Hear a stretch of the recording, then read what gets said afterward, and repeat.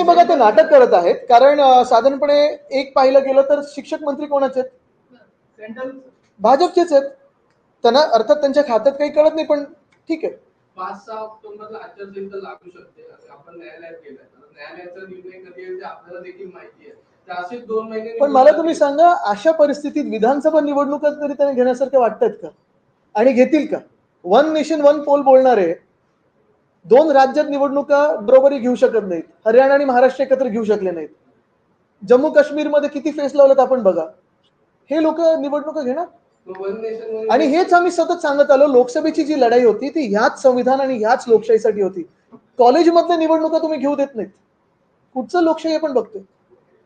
राजकीय दबाव असेल किंवा इतर काही अडचणी असतील तरी मुंबई विद्यापीठ प्रशासन कुलगुरू त्यांच्या अखत्यारीत त्यांचा जो अधिकार आहे त्याच्या अखत्यारीत ते या निवडणुका घेऊ शकत होते आणि शकायलाच पाहिजे होते. हे रोखू शकत नव्हते. कोर्टाचा अवमान आहे. आज आपण पाहतो इथे तर त्यांनी नमूद केलेलं आहे की शासनाकडून पुढील आदेशापर्यंत ही निवडणूक स्थगित केलेली आहे. का आदेश घेता तुम्ही असे जे निवडणूक स्थगित करण्याचे आदेश?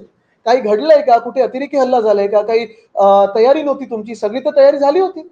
बरं, तुम्ही 1.5 लाख जे मतदार होते ते कमी करत करत करत 2दा OTPचं तुम्ही रजिस्ट्रेशन केलेलं आहे.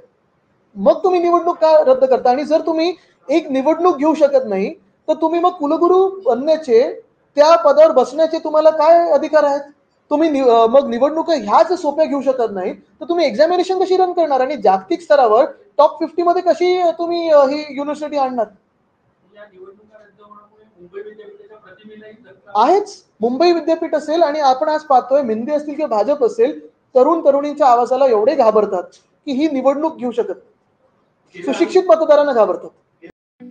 ठळक घडामोडींसाठी देशोन्नती न्यूज चॅनलला सबस्क्राईब करा आणि बेल आयकॉन प्रेस करा. मुंबई, पुणे, नागपूर, मराठवाडा असो का विदर्भ, राजकीय, सामाजिक, शैक्षणिक क्षेत्र असो का क्रीडा, सर्वच घडामोडीचे विश्लेषण पाहायला विसरू नका. फक्त देशोन्नती न्यूजवर.